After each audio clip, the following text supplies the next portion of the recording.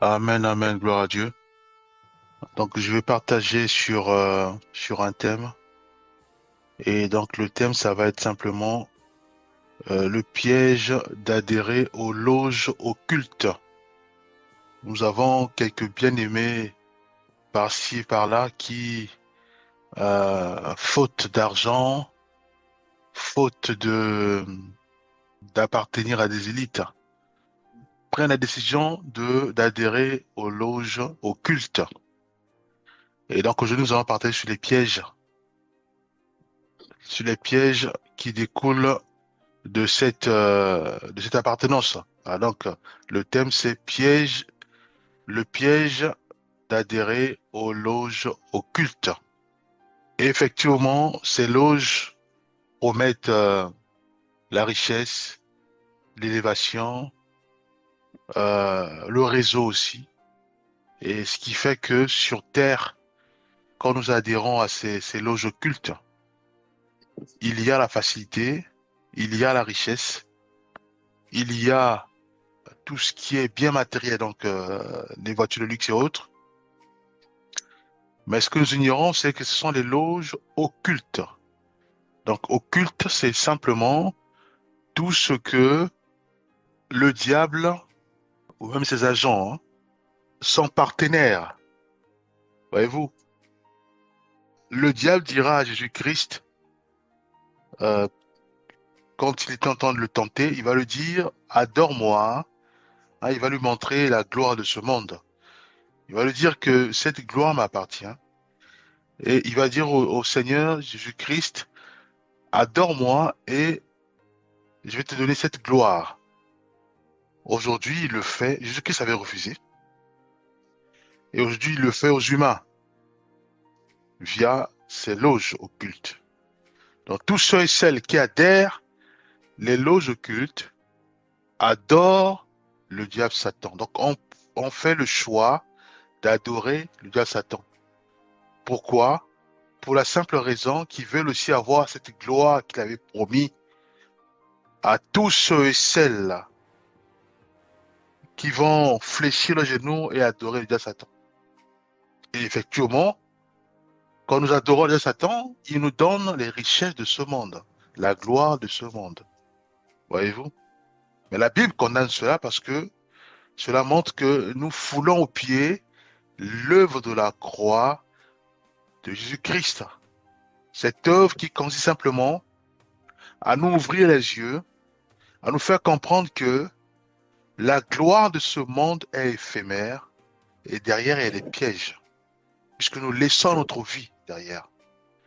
Derrière, il y a des contraintes, voyez-vous. C'est comme un piège qui se referme petit à petit, voyez-vous. Donc, euh, Jésus-Christ est venu sur terre pour nous ouvrir les yeux et aussi nous montrer un autre chemin à suivre, radicalement opposé au chemin des loges. Puisque le chemin de loge, c'est un chemin qui est très difficile, puisque nous perdons notre âme, nous perdons la vie de chaque membre de nos familles, puisqu'il y a des contraintes en adhérant à ces loges-là. Donc pour garder la richesse, pour garder cette notoriété, pour garder cette célébrité, il y a un prix à payer. Et un, c'est adorer le diable Satan. Or, quand nous l'adorons, ça veut dire que nous obéissons à ses règles. Il a aussi des règles. Et ces règles, nous connaissons tous. La Bible dit que le malin il vient que pour détruire, saccager, égorger. Et c'est ce qu'il fait toujours dans ses règles. Il va demander les choses difficiles à réaliser pour que nous soyons bien pris dans son piège. Voyez-vous? Et qui dit bien pris, ça veut dire que c'est la mort. Donc les loges, il n'y a pas la paix. Il n'y a pas la paix. Puisque le diable Satan collabore avec ses partenaires. Ce sont les démons, les esprits méchants, impurs et malins qui viennent, qui parfois, voilà, il- on est, on est sous le lit, il fait tard, mais ces démons-là réclament. que les rites. Ils veulent que tu... Voilà. Donc, il n'y a pas la paix. Il n'y a pas la paix. C'est ça que Jésus-Christ, il vient pour nous ouvrir les yeux et pour nous réconcilier au Père en prenant notre chemin. Ce chemin qui nous demande à nous de ne pas nous attacher aux biens matériels, à la richesse de ce monde, à la gloire de ce monde. Mais au contraire, notre terre est céleste et notre richesse est au ciel. En faisant ainsi, nous protégeons notre vie sur terre, puisque nous sommes encore sur terre, nous allons bien vivre. Nous allons vivre avec la paix. C'est surtout la paix qui est très importante. Voyez-vous? Donc, si euh, nous sommes remplis de la convoitise, nous devons demander au Seigneur de nous délivrer de la convoitise des yeux, puisque nous voyons ces élites-là qui sont dans les loges, bien s'habiller, bien euh, dans leur voiture et autres. Donc, le fait de voir ça, nous tombons dans la convoitise. Or, la convoitise ne vient pas du Seigneur, voyez-vous. Nous devons dire, Seigneur, je ne vais pas vendre mon âme au diable Satan en adhérant à ses loges. Maintenant, délivre-moi de la convoitise des yeux. Aide-moi à orienter mes yeux vers le Seigneur et à vivre dans le contentement. Prenons Éphésiens 5, verset 11. Ne prenez point part aux œuvres infructueuses des ténèbres, mais plutôt condamnez-les. Voyez-vous, nous devons réaliser ceci, que toute gloire émanant du diable Satan a un prix à payer. Il y a un prix à payer. Voyez-vous, et le prix, c'est détruire, c'est égorger, c'est saccager. C'est la signature du diable Satan. Voyez-vous, pour un premier temps, il va nous miroiter, il va nous donner, puisque nous sommes dans les loges, au culte, donc il va nous donner ce que nous cherchons, la gloire, l'autorité, le réseau. Voyez-vous, nous nous retrouvons au milieu des stars, par-ci, par-là. Nous sommes devenus grands dans ce monde, hein, parce que le monde appelle grands tous ceux et celles qui ont la richesse, qui ont des voitures, des avions, qui, qui ont maintenant des amis, des célébrités. C'est ça, ce que le monde appelle grand. Voyez-vous? Mais le Seigneur appelle ça de la folie. De la folie. Mais après, au bout d'un moment, il y aura des rituels à effectuer, soit très tard la nuit. Donc ça veut dire que ça touche déjà notre paix, puisqu'il y aura des contraintes. Ce sont des esprits qui viendront maintenant nous réveiller pour dire, voilà, il faut faire tel sacrifice, tel rituel. Il n'y a plus la paix. Voyez-vous? Et à ce moment-là, les bien-aimés regrettent amèrement. Après 6 mois, après une année, après 2 ans, après, voyez-vous, les bien-aimés regrettent parce qu'il n'y a plus d'issue. Donc, j'aimerais simplement dire à ces bien-aimés que Jésus-Christ, l'œuvre de la croix, continue encore à crier jusqu'à aujourd'hui. Il y a toujours une porte de sortie. Il y a toujours une porte de sortie. Et cette porte de sortie ne viendra jamais du côté des loges occultes. Jamais. C'est une erreur d'aller voir des, des chefs là-bas pour leur dire, écoute, moi je veux arrêter. Ça, c'est une erreur. La porte de sortie ne peut que venir auprès de Jésus-Christ. Donc le camp adverse. Voyez-vous? En venant à Jésus-Christ, nous faisons ce qu'on appelle le pas de la foi et nous nous abonnons au Seigneur Jésus-Christ. Dans la prière, elle est bien-aimée et le Seigneur va éclater sa puissance puisque c'est fait de façon sincère et nous nous débarrassons de tout. C'est quoi débarrasser de tout? Ça veut simplement dire tout ce que nous recevons, tout ce que nous avons reçu de ces loges occultes, que ce soit des bagues, des chaînettes, que ce soit les biens et autres, nous les brûlons devant Jésus-Christ. Et Jésus-Christ voit notre foi, il nous délivre des pactes, des liens tissés. Voyez-vous, c'est seul Jésus-Christ qui brise ces envoûtements, qui brise ces pactes. Donc il n'y a pas à avoir peur, puisque c'est fait de façon sincère. Voyez-vous, nous allons prendre quelques versets rapidement. Nous allons prendre Jean 14, 6 que nous connaissons tous. Je suis le chemin, la vérité et la vie. Il dit je suis le chemin. Donc il n'y a que son chemin à lui que nous devons prendre. Pas le chemin qui mène vers les loges occultes. Et il dit je suis la vérité. Il n'y a que Jésus-Christ qui a la vérité. Le diable Satan, c'est un menteur et c'est le père. La Bible dit qu'il est le père des menteurs. Et la Bible dit encore qu'il ne se tient jamais dans la vérité. Voyez-vous? Donc la porte de sortie, c'est auprès de Jésus-Christ, qui est déjà le chemin à suivre. Et il est la vérité. Et enfin, il dit, et la vie. Voyez-vous? Donc c'est sûr, c'est auprès de Jésus-Christ, le camp adverse. C'est auprès de Jésus-Christ qu'il y a la vie. Mais dans le camp des loges, là où nous nous trouvons, il n'y a pas la vie. Puisque si les choses ne sont pas respectées, les rites ou les rituels ne sont pas respectés, il y a la mort. C'est un camp qui en sent la mort. Voyez-vous? On sent la mort.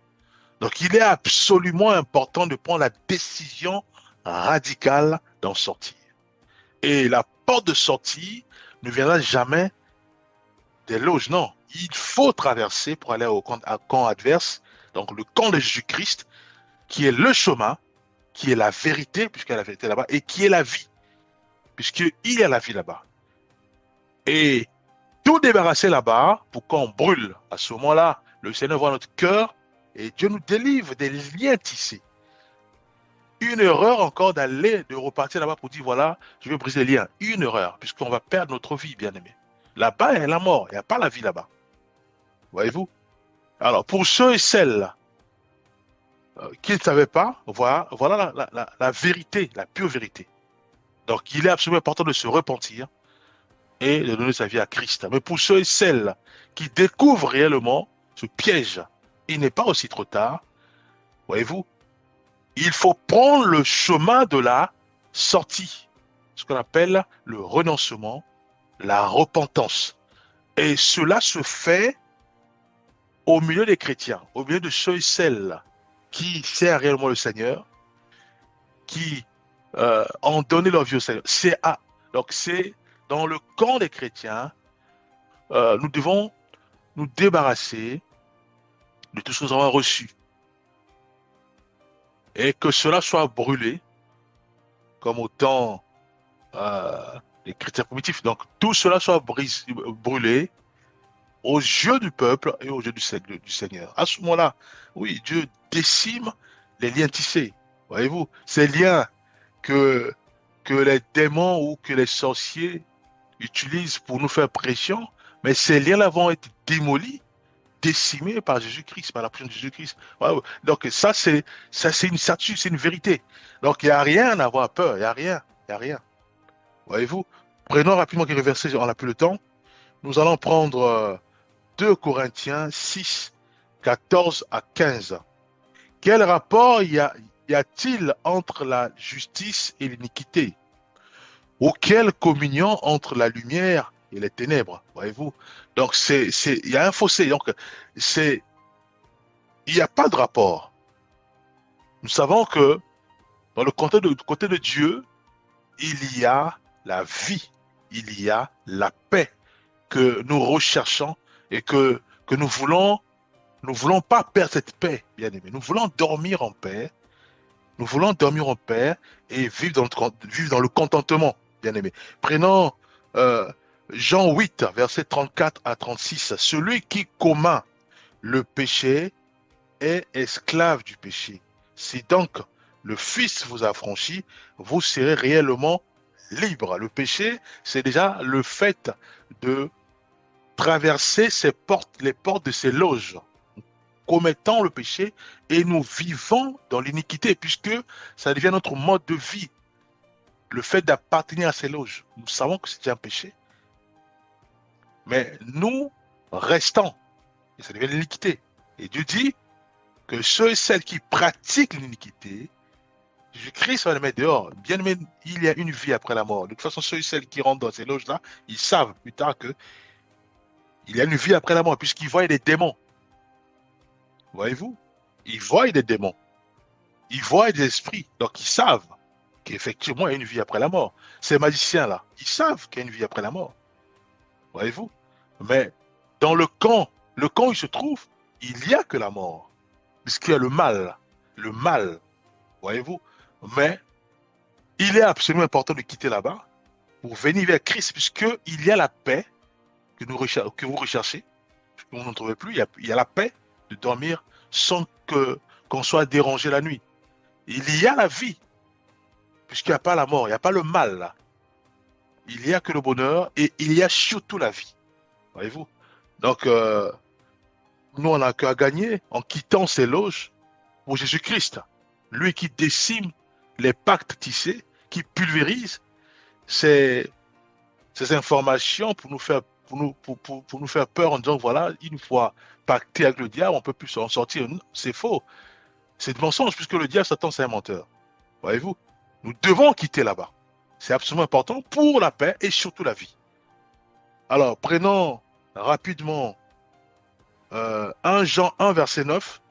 Si nous confessons nos péchés, il est fidèle et juste pour nous les pardonner. Voyez-vous, ça, je lis la Bible. Et Jésus-Christ se tient dans la vérité. Voyez-vous, en lui, il n'y a pas de mensonge. Cette parole, elle est vérité. Si nous confessons nos péchés, donc c'est-à-dire que nous nous débarrassons des loges, nous disons que voilà, c'est une erreur de rentrer dans ces loges. Je veux absolument me détourner de ça de façon radicale et suivre Jésus-Christ. Et la Bible dit, il est fidèle. Voyez-vous? Il est fidèle et juste. Nous les pardonner. Pardonner, ça veut dire que décimer les liens tissés avec le diable Satan, pulvériser, disperser ces démons qui venaient pour nous distraire la nuit. Parce qu'il y a tel rite qui n'a pas été effectué. Voyez-vous? Donc nous devons nous repentir, bien aimés. Nous devons nous repentir. Acte 19, versets 18 à 19. Plusieurs de ceux qui avaient cru venaient confesser et déclarer ce qu'ils avaient fait. On brûla les livres devant tout le monde. Voyez-vous? Le fait de brûler les livres devant tout le monde, ça s'appelle aussi le baptême. Donc, je renonce, c'est ça la repentance, je renonce à ces livres occultes, je renonce à ces bagues, à ces chaînettes, à tout ce que j'ai reçu là-bas. Je les renonce, même aux richesses, puisqu'on renonce aux richesses. Voyez-vous, les livres et ces objets occultes qu'ils appellent objets saints ou autres, mais nous les brûlons devant tout le monde, devant Dieu, devant tout le monde. Voyez-vous? Et cela dit que nous nous débarrassons de tout ça. Et Dieu, qui est juste, qui est fidèle, mais il va pulvériser ses pactes. Même si on a laissé les trucs là-bas, les objets là-bas, Dieu va les décimer à distance. Voyez-vous? C'est ça ce qu'on appelle la foi. Et à ce moment-là, qu'est-ce qu'on fait? On ne repart plus là-bas. Si il y a la pauvreté, puisque le diable va retirer sa gloire, il y a la pauvreté, mais au moins il y a la paix. À ce moment-là, nous crions au Seigneur que j'ai plus à manger, donne-moi à manger. Voyez-vous? On ne peut plus avoir peur ou dire, voilà, écoute, non, je ne peux plus supporter cette vie-là de la pauvreté, je dois repartir. Mais c'est la mort, bien-aimé. Voyez-vous? Donc, la repentance, elle doit être sincère. Il y a la paix, nous gagnons la paix, nous gagnons la vie, bien-aimé. Puisqu'il y a une vie après la mort. Nous gagnons la vie. Et nous sommes heureux. Voyez-vous, nous sommes heureux sur terre. C'est ça, être heureux. Le bonheur, c'est ça, avoir la paix et avoir la vie de Christ en nous. Et non avoir les richesses, ne plus avoir la paix et sentir la mort en permanence. Ça, c'est pas une vie, bien aimé. Voyez-vous, donc nous devons revenir au Seigneur. Marc 16, verset 17. Ça, c'est le dernier verset. Voici les signes qui accompagneront ceux qui auront cru en mon nom. Ils chasseront les démons. Voyez-vous. Donc, si il y a la foi en Jésus-Christ, nous disons, voilà, écoute, nous débarrassons des loges au culte et nous suivons Jésus-Christ. Donc, il y a la foi en lui. Dieu dit maintenant que ces petits démons qui venaient nous distraire la nuit pour dire, voilà, il faut aller en réunion, au culte, il faut faire tel rite. Ces petits démons-là, nous allons les chasser au nom de Jésus-Christ. Ils vont partir. Voyez-vous? Voilà la puissance que Dieu nous donne pour disperser ces entités démoniaques qui venaient nous distraire la nuit. Voyez-vous? Il y a beaucoup à dire, nous allons nous arrêter là, vu l'heure. Nous allons prier. Père, nous mettons ta main chacun de nous. Aide-nous, Éternel des armées, à réécouter ces messages et à mettre cela en pratique. Bénis aussi tous nos bien-aimés qui sont dans ce piège des loges occultes. Aide-les, Père, à en sortir. Enlève en eux la peur, mais permets, ô Éternel des armées, que la force qui vient de toi les inonde afin de prendre une bonne décision qui consiste à venir auprès de Jésus-Christ, de sorte à brûler tout ce qu'ils ont reçu du malin et de rester dans ta bergerie. Nous croyons que cela est possible car c'est toi qui touches et qui parles directement au cœur. Fortifie-nous, bien-aimés, au nom puissant de Jésus-Christ. Nous avons ainsi prié. Amen.